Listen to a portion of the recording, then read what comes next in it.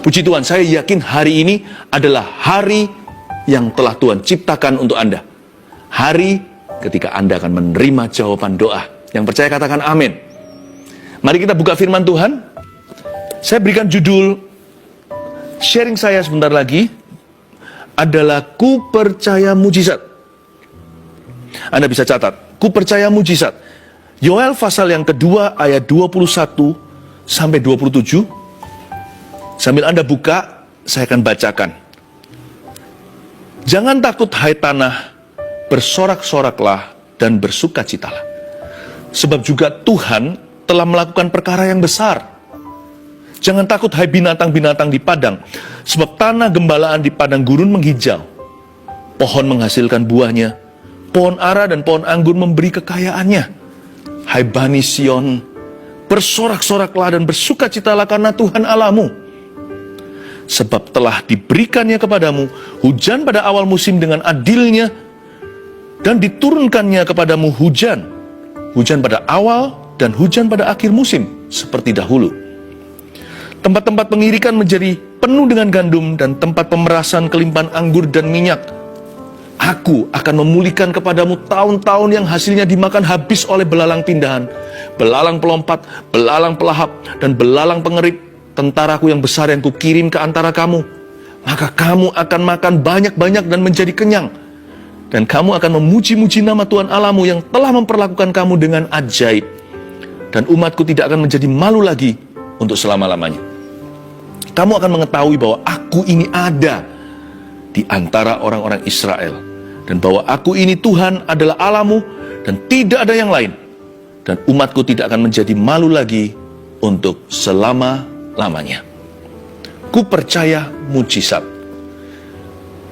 Saya yakin Tuhan menyediakan sebuah mujizat untuk setiap Anda. Apakah terlalu berani untuk saya percaya yang begitu?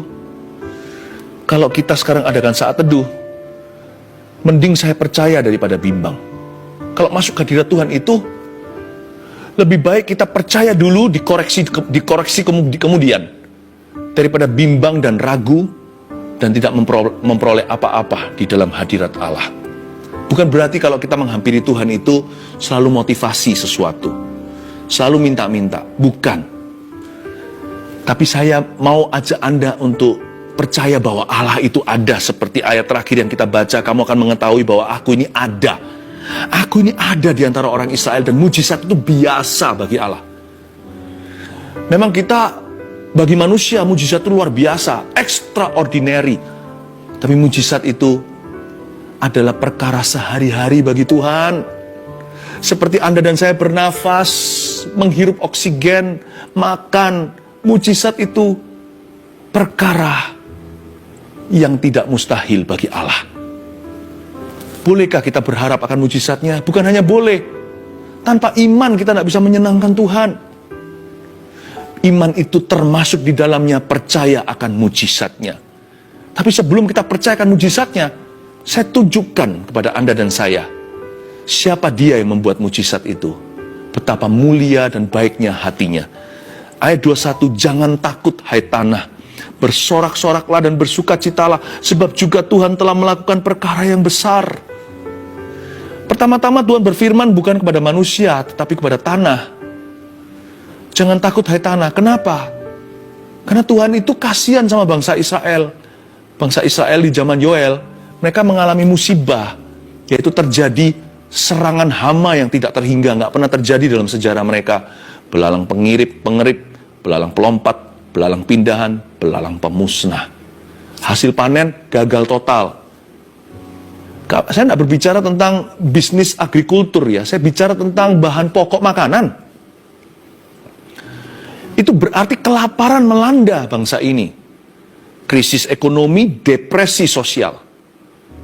Ini keluarga demi keluarga runtuh, pekerjaan hilang. Seperti domino, kelihatannya hanya belalang datang. Tapi kutuk memenuhi seluruh negeri. Ini masa yang sangat gelap buat Yoel dan bagi bangsanya. Seperti kita hari ini ketika dirudung masalah. Tapi kenapa Tuhan berfirman ke tanah, kok nggak berfirman ke bangsa Israel?